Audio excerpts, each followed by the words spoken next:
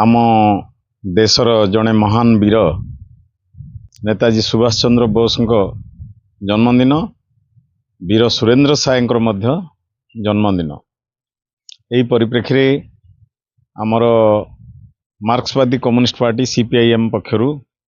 ये 3 दिनिया एक शिक्षा शिविर आम आरंभ करूँ। आज 3 दिन धरी चलो ये शिक्षा शिविर रे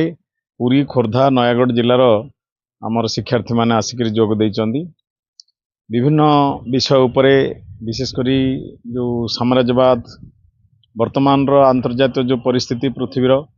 से संपर्क में शिक्षा दिज्व एवं आम नव्य उदारवादी अर्थनीति जो अर्थनीति आम देश को कांगाल करुच्ची से अर्थनीति कौन से संपर्क में शिक्षा दिज्व ता सहित विभिन्न आदर्शवादी जो लोक जो मान द्वारा आम अनुप्राणित से जीवनी संपर्क में ये शिक्षा दिज्व एभली भाव 3 दिन चलो। ये 3 दिन रे आम शिक्षा नहीं आसंता दिन रे गरीब लोकंकर अधिकार को लेकरी जनगणकर अधिकार को लेकरी किभली भाव ताकू सरकार विरुद्ध रे जोरदार आंदोलन करूँ से संपर्क में मुख्यतः भाव ये आलोचना हम। तेणु आज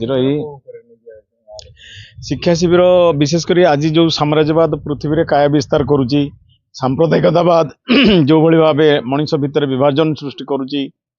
दारिद्र बेकारी ताकू दूरे देकर लोक धर्म को लेकर जो भली भाव वर्तमान राजनीति चली से संपर्क में शिक्षा दिज्व नूतन अर्थनीति संपर्क में शिक्षा दिज्व नूतन अर्थनीति किभली भाव बेकारी सृष्टि करुच्ची गोटे भाग पुंजीपति संपत्ति पूरा एकदम बढ़ुची आउ गोटे भाग गरीब लोक एकदम गरीब निस्व हो जाउछंती। तेणु ये सब संपर्क में ये आलोचना हम शिक्षा दिज्व से आजिकार शिक्षा शिविर आज आरंभ होची।